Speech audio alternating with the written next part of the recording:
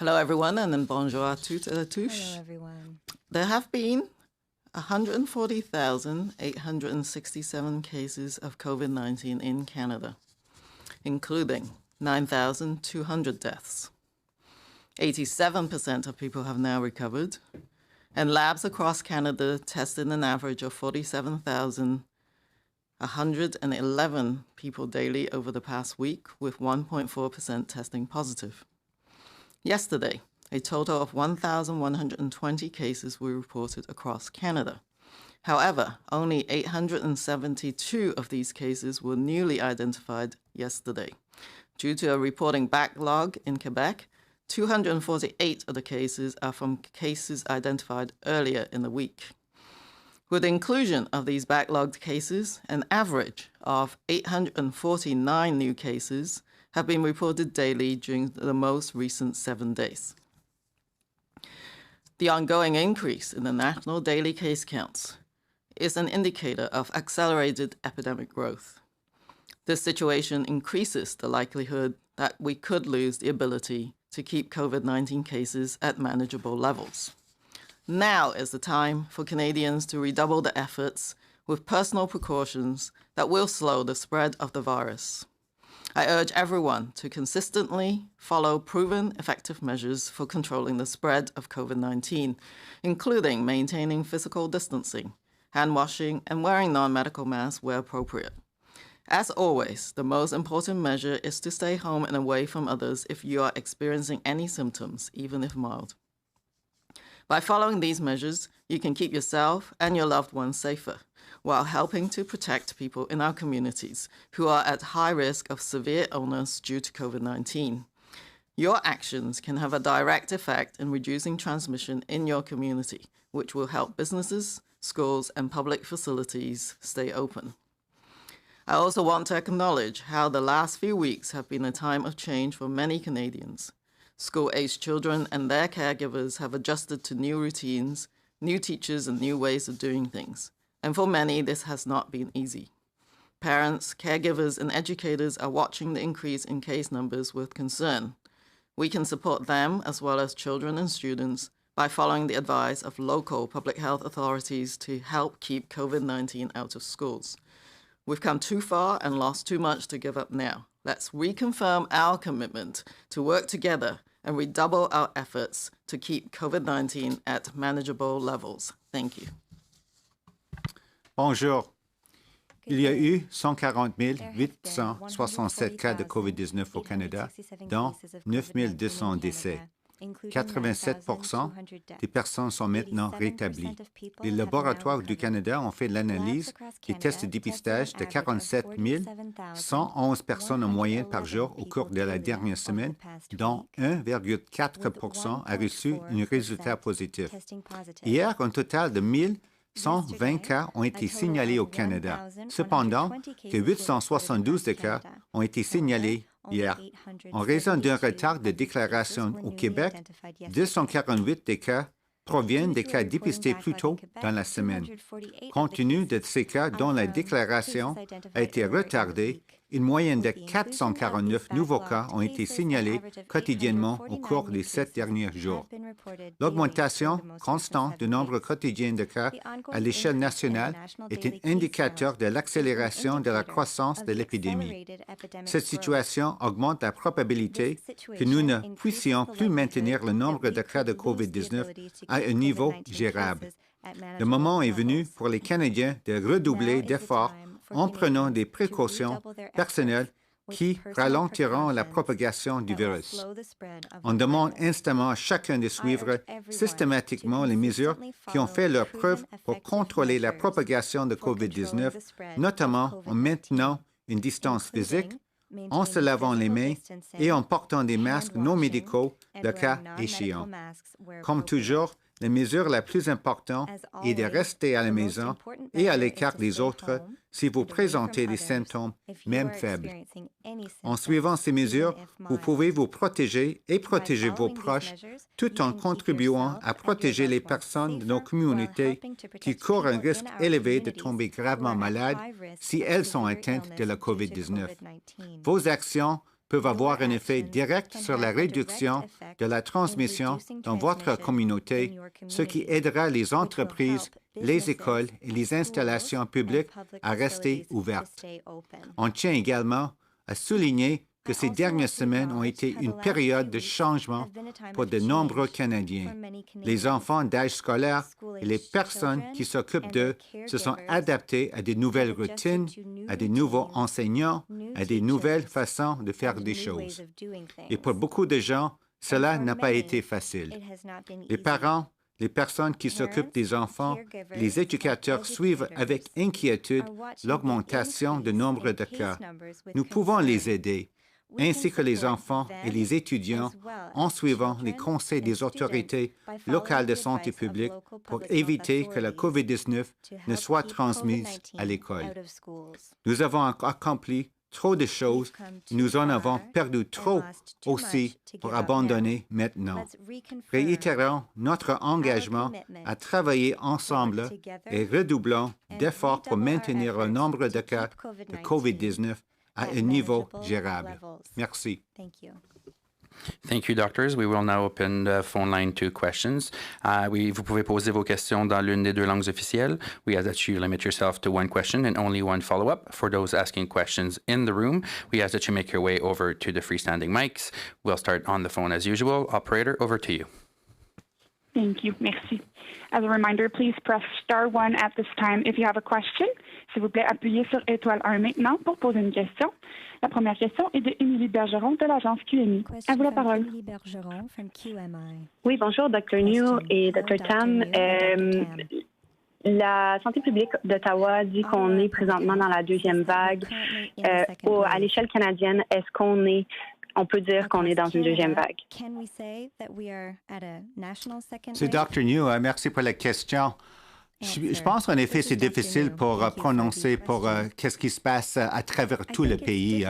Il y a toujours une réalité, une situation épidémiologique qui est différente, qui varie d'une région à l'autre.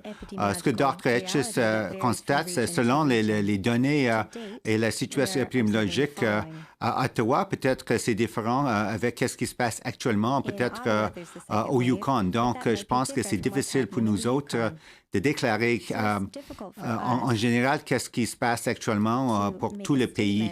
Mais ce qu'on voit et ce qui est inquiétant, c'est qu'il y a une augmentation de cas un peu partout dans le pays. C'est sûr, il y a quelques provinces, par exemple, dans les provinces d'Atlantique, qui n'ont pas beaucoup de cas, mais dans les grandes provinces comme la Colombie-Britannique, Alberta, Ontario, Québec, on voit avec inquiétude une augmentation des cas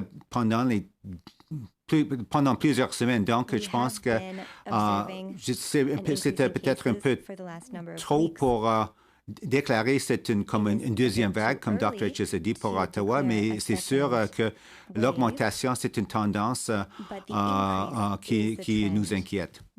Thank you, Doctor. And for everyone's interest, would you mind repeating that in English as well, please? Dr. Etches has said that there's a second wave here in Ottawa, and certainly I respect what she's saying because she obviously has the information, the statistics, the data, what's happening at a local level in Ottawa. I think it's difficult for ourselves to say at a national level if we are, quote, in a second wave or a resurgence overall in the country because the situation does differ from one area of the country to another. But what we are seeing is that certainly in the four biggest provinces, British Columbia and Alberta and Ontario and Quebec, that the case numbers have been going steadily, up and increasing for quite a number of weeks, and certainly that's concerning. But at the present time, there are parts of the country that aren't having a lot of cases, for example, in the Atlantic provinces, and so taking all that into account, it's difficult to say that overall in Canada that we are, quote, in a second wave, but certainly we're going to be following closely, and we are, I think, everyone's concerned about the ongoing increase or the trend is going the wrong way. Thank you, Doctor. Émilie, question suivie? Oui, bien sûr. justement, je comprends qu'on ne peut pas... la situation varie d'un endroit à l'autre, mais les règles pour les rassemblements intérieurs et extérieurs sont différentes d'une province à l'autre. Donc, qu'est-ce qu'on peut faire pour que les gens s'y retrouvent? Par exemple, entre Ottawa et Gatineau, c'est pas la même chose. Donc, qu'est-ce qui pourrait être fait pour que les gens se retrouvent à travers différentes possibles deuxièmes vagues? Oui, je pense que, merci, c'est Dr. Njoo encore, je pense que c'est très important pour tout le monde, la population générale, de vraiment suivre les consignes des autorités de santé publique locale, parce que c'est vraiment dans votre quartier, votre région, les autorités savent exactement qu'est-ce qui se passe avec la situation épidémiologique.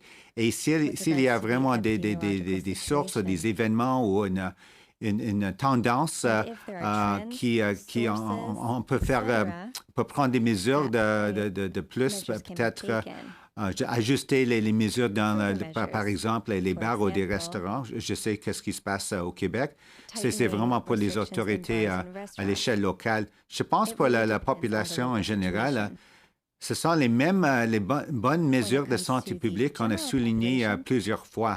C'est toujours la distanciation physique, la bonne hygiène des mains, l'utilisation de couvre-visage, rester à la maison si on est malade. C'est vraiment les mêmes choses. Mais je pense qu'une autre chose peut-être je peux souligner, c'est intéressant parce que tout le monde, c'est toujours quelque chose un peu sensationnel. C'est dans les nouvelles. S'il y a un événement comme une grande partie, une fête à l'intérieur ou qu'est-ce qui se passe avec les bars et restaurants. Mais chose peut-être aussi très importante, c'est beaucoup de personnes atteintes avec la COVID-19, ils ont les bonnes intentions et c'est pas à cause d'une grosse partie à l'intérieur qu'ils se sont contaminés. C'est vraiment quelque chose à suivre parce qu'on ne veut pas avoir, comme on dit, la stigmatisation et discrimination des personnes. On veut vraiment encourager n'importe qui si on est malade ou peut-être... On inquiète, peut-être on est atteint avec la COVID-19, peut-être qu'on est identifié comme un contact. C'est très important d'aller sans être gêné pour un test. Merci. Merci, Doctor. Operator, next question. Merci. Thank you. Our next question is from Christy Kirkup from the Globe and Mail. Please go ahead. Good morning, doctors. Thank you very much for taking these questions. I know that you have been asked in recent days about the very long lineups that we're seeing in different parts of the country in order to get access to testing. I'm wondering if there is concern on the part of federal public health officials that these long lineups are going to serve as a significant deterrent for people going to get a test because it could take many hours for them to get through those lines. Yeah, thank you for the question. And because we're not at the local level, I can't say how many spots that there are in terms of the lineups. You see them on the news, but you also don't necessarily see the places where things are actually working quite rapidly. So I think just to bear that in mind. But yes, I mean, I certainly want to thank everyone who is lining up patiently to get tested. And I think we've heard, particularly from the province of Alberta and Ontario, a reminder now that we need to make sure people who have symptoms, even if you're mild, people who are actual contacts or have exposures are the ones that need to get these tests, not just if you're sort of the word well. So that's very important for making sure that the testing clinics are prioritized for those kind of groups.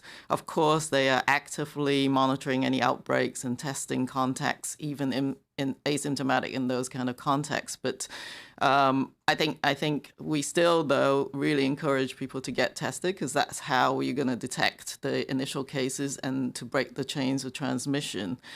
What is good news? I mean, I having heard about some of these lineups, we went back just to check on the capacity of the provinces and territories. And it's great news that the capacity is still being increased, and it is now approximately 90,000 tests that across the country provinces can do. That doesn't mean, though, at the local level, there are certain spots where there may be some logistical and other issues that they need to deal with. But that capacity is not stopping. That is still continuing to increase. And so I think that's one aspect of it. But I do think that if you do have symptoms, if you're a contact, if you got notified through an app, all of those things are very, very key reasons why you should take a bit of patience and line up as well. Thank you. Thank you, Doctor. Christy, follow-up question? I'm just wondering about the stigma. I'm wondering, what extent are you worried that COVID-19 carries a stigma in Canadian society right now? Well, I think there's been a number of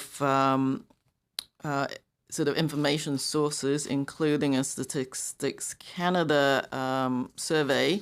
I think that was a cloud-based survey, but it sort of reinforces the fact that, yes, there has been stigmatization of racialized populations and different ethnic groups. Certainly the people who volunteered to respond to those surveys have signified that there's been an increase in that kind of stigma and discrimination. I think what I will urge everyone to remember is that we do know that there's differential impact and health equity impacts on certain racialized, ethnic, and socially, economically disadvantaged populations that we've seen. I mean, you've seen the Toronto sort of sub-population data. It's because many of these groups are our essential service workers, our personal support workers. People must continue to work, and they may have a higher risk of exposure. They may be living in congregate living settings where they can't manage the distancing as much as possible. And there's access to care issues as well, people in low-paying jobs. So, I think it's something that we're absolutely, as a collective in society, need to be conscious of, and that someone who tests positive, who's in these groups, should be commended for actually getting the test. And it's an important thing to do. It's a brave thing to do because it really helps the community. And we need to support people in those settings to be able to take sick leave, to be able to stay at home. But it is a very real issue that I think we need to, each one of us as individuals and community needs to reflect on. Thank you. Thank you, Doctor. Operator, next question. Thank you. Our next question is from Cassandra Skorsky from the Canadian Press. Please go ahead. Hello. I guess this is for Dr. Tam. We're seeing two different responses to the case spikes from Ontario and Quebec. Ontario seems to be more targeted on individual behaviors with new limits on indoor and outdoor gatherings, while Quebec will crack down on establishments. Where do you see the main gap in containment, and how do shortcomings in each area influence overall vigilance? And I'm wondering, are we at the stage now where we can no longer rely on individuals to maintain necessary precautions without mandating and active enforcement? I think there's many different combinations of measures that we've learned, in the last months that can work, but individual behaviors are very, very important. So supporting people in I think societal cohesion and making sure our populations understand how important it is to keep up with those public health measures, and that each one of us can make a difference. Every action that we make, every layer of protection we keep up with helps stop transmission, helps change the transmission, and that it continues to be extremely important. I know that according to different data, locally, people might institute different measures in terms of establishments or workplaces or businesses. And the idea across the country, as I discussed with chief medical officers, that they will try to be as targeted as possible, not as blanket as approach as we had to do at the beginning of the initial wave, where we knew very little about the virus. Now there's more data. If the data in a certain area of the country is showing that it is restaurants or bars or nightclubs, that's where the targeted action will take place. But everywhere across this country, the public will continue to play a massive role. And I know that there are deterrents and there are fines that some local jurisdictions are using as another measure, but that does not substitute for, I think, making sure, just like in the first wave, that everyone in this country stick to what is tried and true and works. The other thing is that you've seen, I think in Ontario, and back to the question about Ottawa, they've spotted 3 cities or 3 regions where things in terms of rates of cases have gone up. And they've now reduced the size of gatherings, for example. I believe, and you should check it with Ontario, but I believe that also applies to indoor and outdoor gatherings. So they are trying to titrate their public health measures to where the hotspots are. So you're going to see more of those tailored approaches. But yeah, people are going to try both. They're going to try to look at reinforcing certain policies, but we can never let go of improving, enhancing, and supporting the general public in playing their part. Thank you. Yeah, it's Dr. Njoo. Maybe I'll just add a point to that. I think that we made the point previously at press conferences is that there's certainly things that governments can do, both at a local level, provincial level, and so on, in terms of be it regulations and enforcement and so on. But at the end of the day, it really does come down to a sense of personal responsibility. Every Canadian knows what to do, I would hope now, in terms of the measures they can undertake themselves. And so it's just a matter of us maybe looking in the mirror and seeing what it is that we could or should be doing in our daily lives, who we interact with, how we conduct our day-to-day activities. And I think that's how we're going to beat this virus. Thank you. Thank you, doctors. Cassandra, follow-up? Yes. The U.S. recently released its distribution plans for the day a safe and effective COVID vaccine is available, including assurances would be free and that priority groups would get it first, and mention of, I think there was also mention of need for special distribution chain to handle, refrigeration or freezing.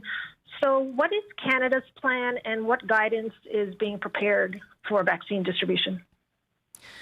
Yeah, Canada has very, very comprehensive approaches to the whole vaccine implementation. And you're going to see us communicate that as the weeks go by. But we are, getting ourselves ready for if the phase 3 clinical trials yield good results in terms of the safety and the effectiveness of the vaccine. So some of the preparations underway includes working with the provinces and territories.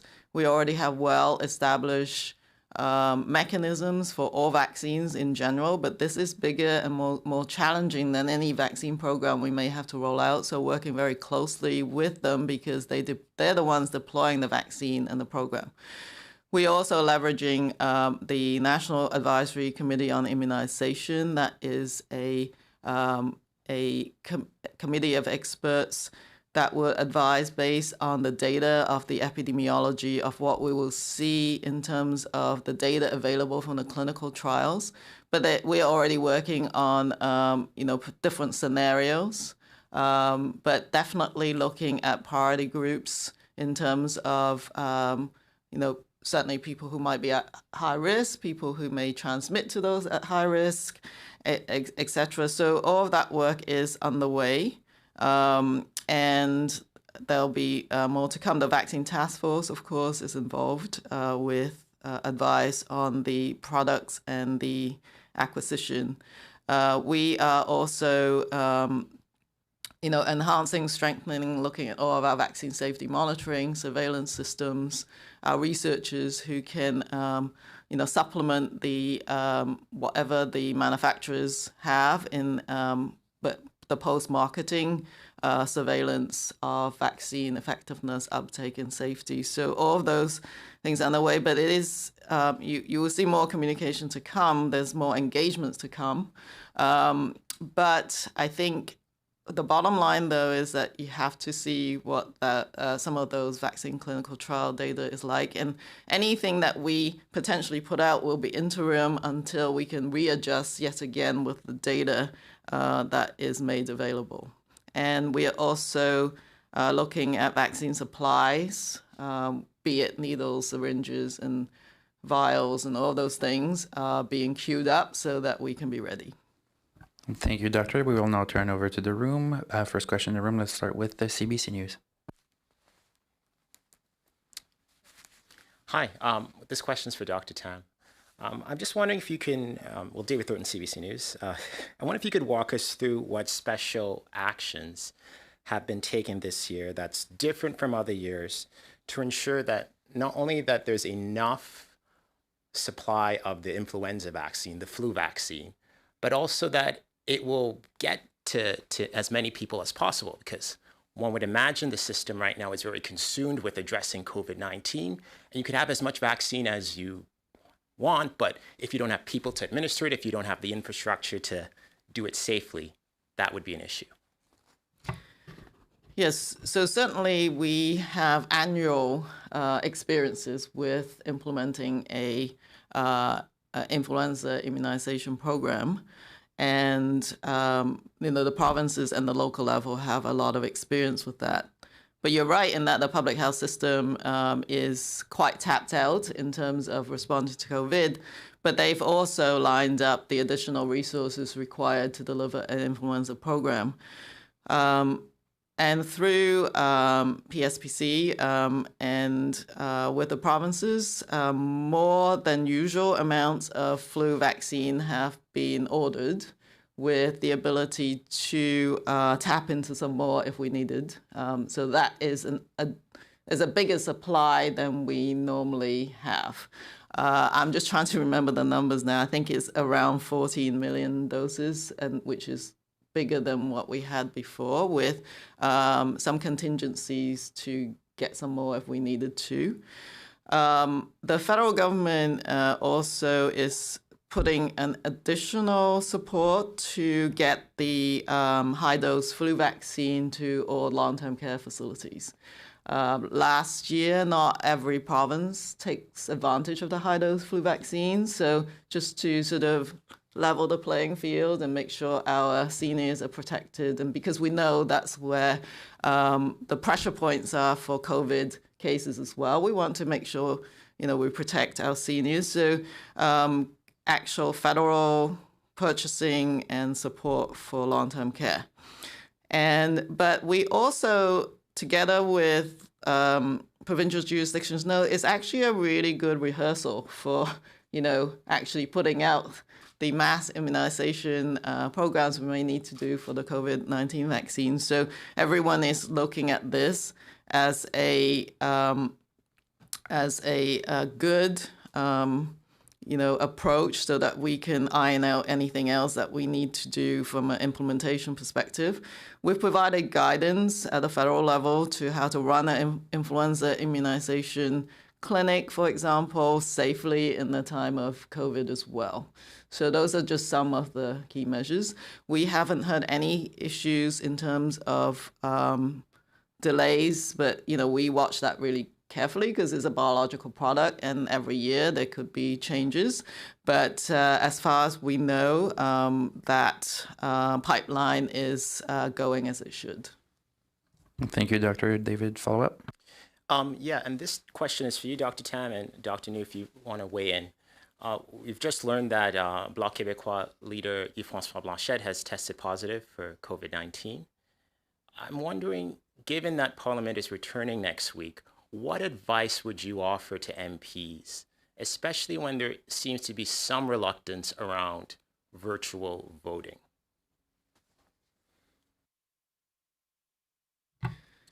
So I think, we provide public health guidance, but just like any other workplace or business, detailed plans need to be in place to ensure all of those public measures, the physical distancing, the hand hygiene, the mask wearing. You've seen what's happening around, the West Block here where we're doing this press conference. There should be options for people to be able to work remotely where appropriate. I don't know how the voting works, quite frankly, but, obviously reducing the amount of interactions and maintaining physical distance continues to be a recommended public health measure. And so I think the key is to make sure there are plans and people understand what to do if they are physically in the same spot. Thank you, Doctor. Next question, Global News. It's Michael Couture with Global National. For Dr. Tam, I wanted to ask you, it's been 6 months since we saw the devastating outbreaks in long-term care facilities. Besides those interim guidelines that were released around Easter saying that, among other things, workers could no longer work at multiple facilities, what concretely has been done to prevent another round of massive deaths at long-term care facilities? So, of course, long-term care facilities they're homes to seniors and people who need a certain level of care. And it's a complex environment, but it is managed by the provinces, but also some might be private sector. So working with that sector has been really critical to enforce, infection prevention control measures. So while we provide guidelines, it's very important for each of those institutions and working, whether they're in the public or private sector, to make sure the infection control measures from the screening of, people who go into the facilities, the ability to physical distance as needed, and be able to provide the kind of sanitation, hand hygiene, and other measures. I think the other aspects is, looking at the physical environment. We know that some of the cases are transmitted because it's very difficult to spot symptoms in certain populations. So have very low thresholds for testing.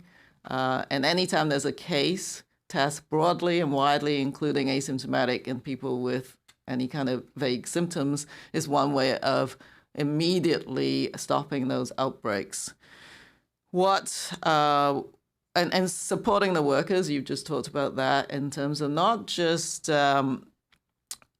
it's really supporting low-wage workers who have to, take sick leave, and all of that is really important because we depend on low wage, as I said, often racialized women in particular. That's really critical to support long-term care facilities. Without them and without supporting them, you could get increased spread, but you could also run out of health workers to properly look after our elders. And so, I think the federal government primarily has been providing, I think, financial support, but it is up to individual institutions, etc. I have heard, if you go around the country, there's different measures being put in place, but I certainly remain concerned that probably not enough is being done in every facility, and every single of these homes need to really shore up their measures. I think what I have seen, though, and we need to watch this really carefully, is right now we're seeing a rise in cases.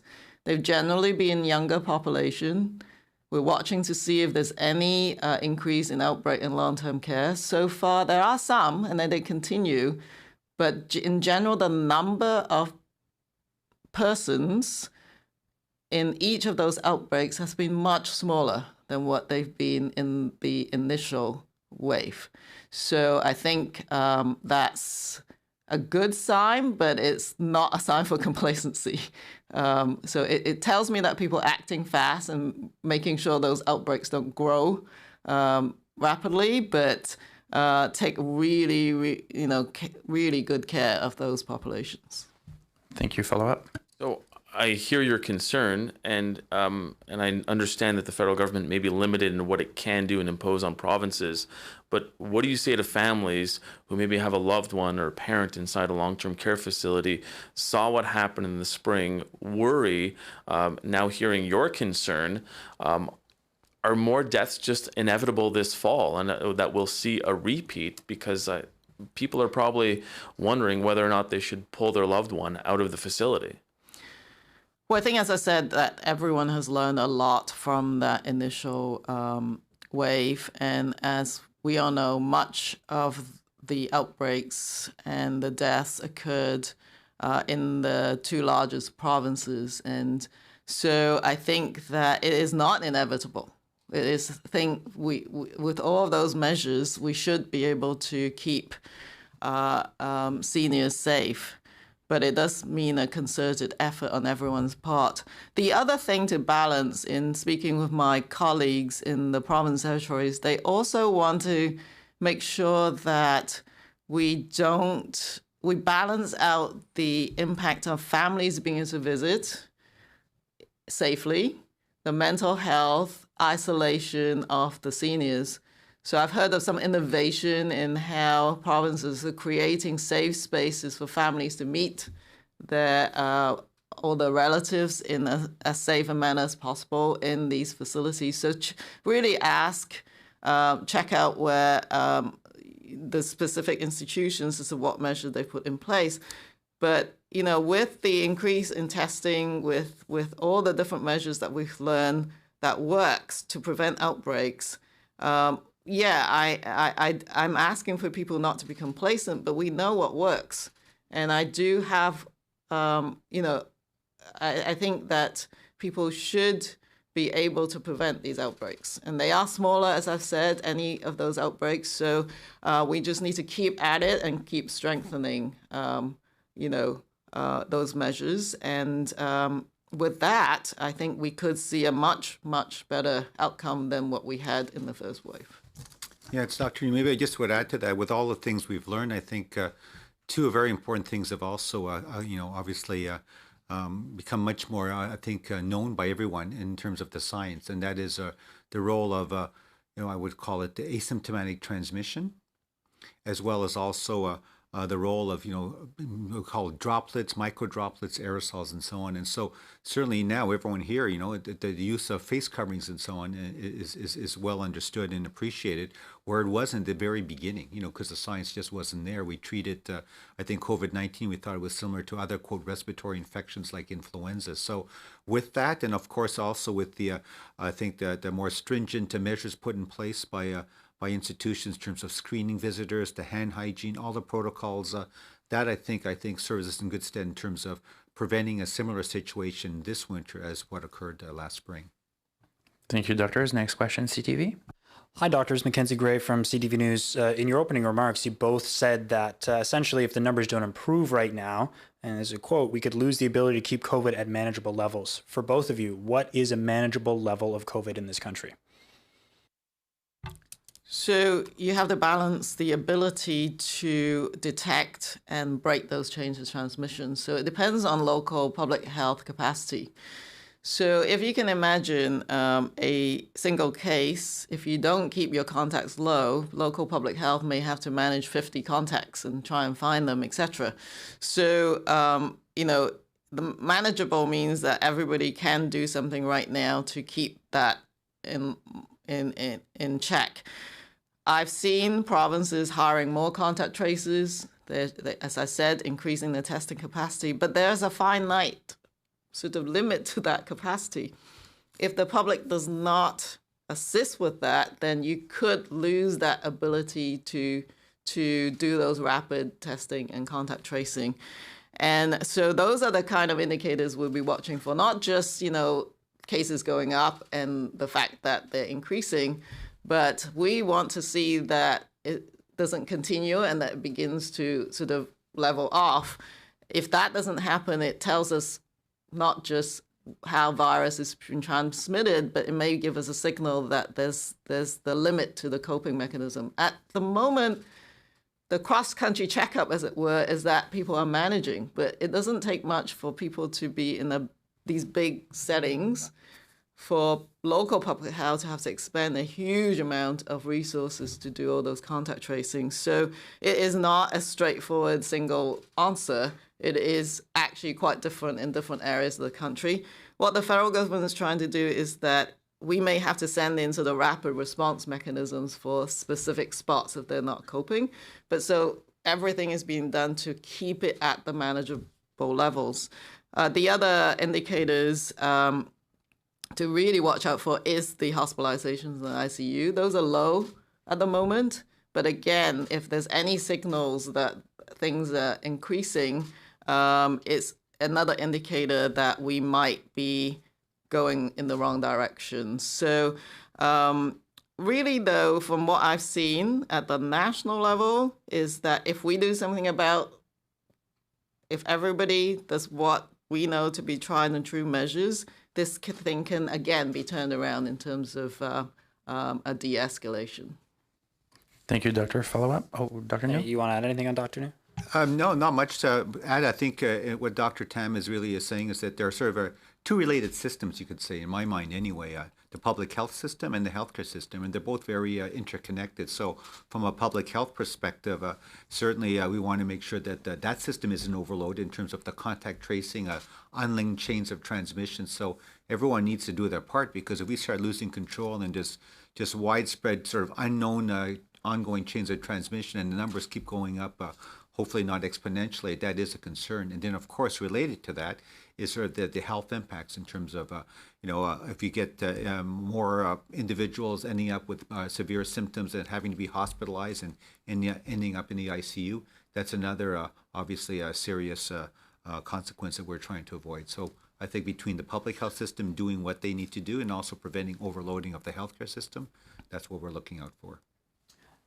The general approach that both of you have taken and seemingly most of the provinces have taken is to essentially, after we dealt with the first wave, relax restrictions and then basically ask Canadians nicely to follow the rules. We've now seen that many groups of people, generally younger people, have not been following the rules, and that in some provinces we've allowed gatherings, in Ontario recently up to 100 outside, that would allow people to be in large groups, which would mean we'd have these larger transmission events.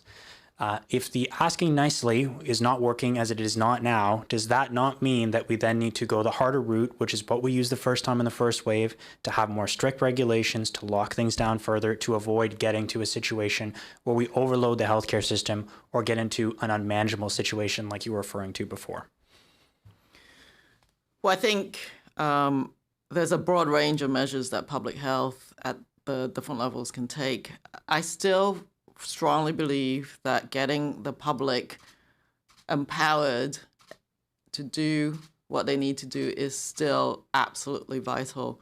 And the young people, I was reading about London Middlesex and Western University. Now, these highly intelligent young people, they, go out and socialize and in different ways resulted in a cluster. But you can learn from that, and that, I think that age group can innovate and still, learn to live with COVID-19 in safer ways, but not shut down that sort of environment and the ability for them to have to learn in the, higher education setting. So I still firmly believe that a cohesive society and the public is very important.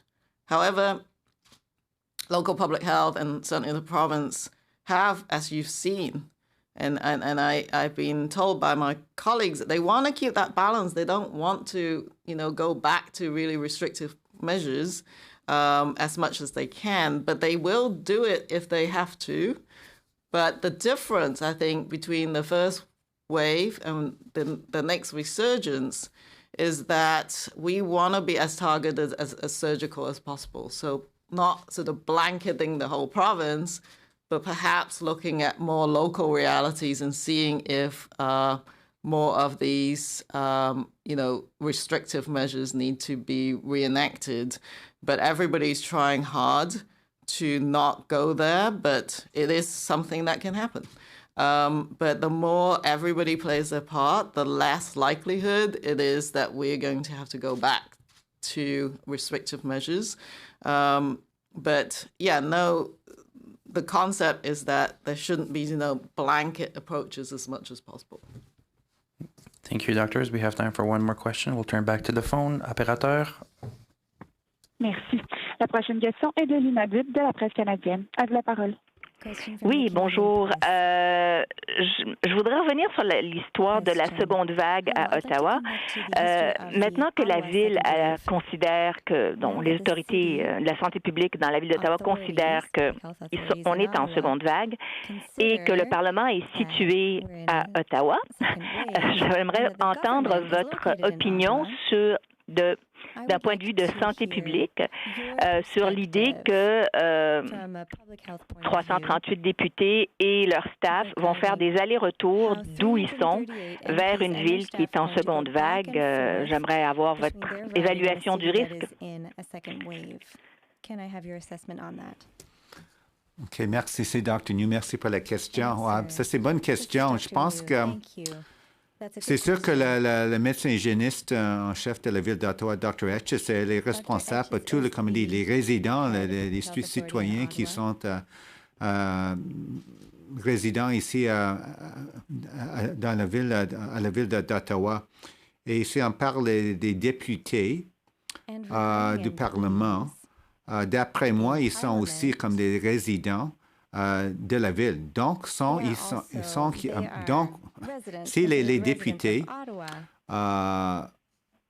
font des activités à l'extérieur du Parlement, je pense que comme tous les autres résidents dans la ville, c'est important de respecter les consignes des autorités de santé publique d'Ottawa, de distanciation physique, porte de couvre-visage, tout ça, etc. Mais quand on considère qu'est-ce qu'il faut faire pour travailler dans le contexte du Parlement, c'est plus une question pour, je ne sais pas peut-être en français, occupational health. C'est vraiment pour la santé des autorités qui sont responsables pour comment ça fonctionne le Parlement. Donc, les autorités, les spécialistes dans ce domaine, ils connaissent les mêmes mesures de santé publique et c'est vraiment à eux de faire leur évaluation des risques et aussi gestion des risques pour faire des recommandations pour les députés, comment travailler dans un milieu ici, au Parlement, dans un contexte pour assurer la sécurité et la santé des députés et aussi de l'autre personnel dans le contexte du Parlement. D'accord. Moi... just answer a question. Juste un instant, Lina, on va parler répéter en anglais. D'accord. It's interesting. The question was about what advice we would have for parliamentarians, MPs here, obviously because they're in the city of Ottawa. They work in the city of Ottawa, or at least Parliament's in the city of Ottawa. And the Chief Medical Officer of Health for Ottawa, Dr. Etches, has declared that Ottawa certainly is a hotspot, even as she says in the second wave. My first reaction, thought is that certainly for MPs, when they're outside of the business of Parliament and they're actually, carrying on their daily activities outside of Parliament, they're just like any other resident of Ottawa, and they should certainly respect all of the public health measures with respect to social gatherings, if they go to a bar or restaurant, good hand hygiene, physical distancing, face coverings, all that should certainly be in play. When it comes to how Parliament itself functions, certainly I would leave that to sort of the experts in occupational health and safety in terms of what could or should be done within the context of Parliament. They certainly appreciate all of the tried and true public health measures, but how that's operationalized, how that's sort of undertaken in terms of the management of risk within the context of Parliament, both for the MPs, but also for obviously their staff. That's something within the sort of the workings of Parliament that needs to be worked out obviously to safeguard the health and safety of everyone. Thank you, Dr. Lina. Question de suivi? Oui, alors peut-être ma première question n'était pas claire. Je vous demandais pas quels conseils vous leur donnez à eux pour leur travail ici. Je vous demandais d'évaluer le risque pour le reste du pays, étant donné que ce sont des gens qui font des allers-retours vers une ville où il y a une seconde vague et ils vont et viennent à chaque semaine, normalement, ou peut-être à chaque 2 semaines. Je vous demande d'évaluer le risque pour le reste du pays d'aller constamment en visite dans une ville qui vient de se déclarer en seconde vague de pandémie.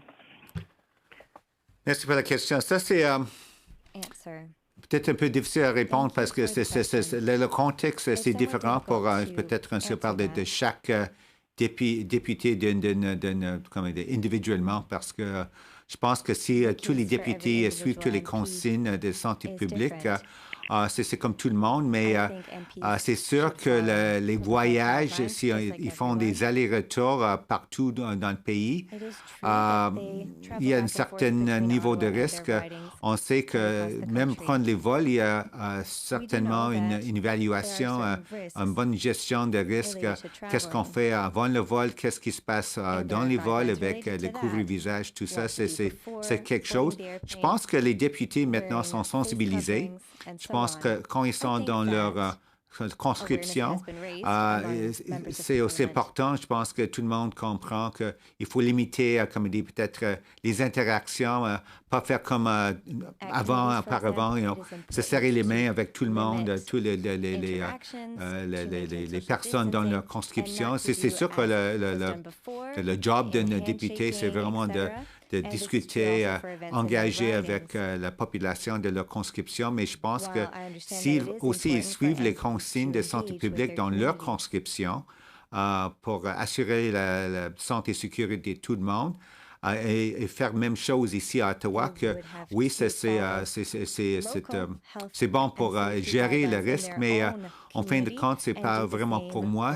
Je pense que tout le monde doit faire une auto-évaluation de leur risque et peut-être que pour quelques-uns, c'est vraiment avec le voyage à distance, tout ça, peut-être c'est mieux, peut-être, travailler virtuellement ou peut-être rester ici à Ottawa. C'est quelque chose, c'est vraiment, il faut avoir des discussions, je pense, au sein des partis individuellement, mais aussi avec les experts ici de santé publique. Est-ce qu'on peut répéter en anglais pour une autre fois? Okay, the question was about what I think about the risk of MPs going back and forth. That's a hard one because certainly it might even come down to sort of an individual sort of assessment of risk for MPs depending on, where they come from, where they work. I'm just adding on to my answer in French, depending where their riding is, who knows what the activity, COVID-19 is compared to what it is in Ottawa. I think everyone's very sensitized that certainly you need to follow very, I think, scrupulously, if I can use that word, the measures for public health, both while you're in Ottawa, for anyone, but obviously for the MPs. Then also, if there is this back and forth travel, to also follow very strictly what is recommended in their local riding. I think all MPs certainly understand the work of MPs. It is to engage with, obviously, their constituents, to, as they say, press the flesh and so on. That was before, and I think now people recognize, and MPs, from what I understand, are not going around sort of shaking hands with everyone and having large meetings and so on. So I think their business has changed. But I certainly think also it's an option that it should be discussed both within parties, but also with the occupational health experts. For an individual MP, maybe with their own risk assessment and other considerations, maybe there might be the option of working maybe virtually or maybe even staying virtually from their riding or maybe working here in Ottawa. But that's not really for me to decide. All those things need to be part of a sort of a fulsome evaluation. Thank you. Thank you, Doctor. C'est ce qui m'a fait la conférence de presse. That will be all for today's press conference. Thank you. Thank you. Merci. The conference has now ended. Please disconnect your line.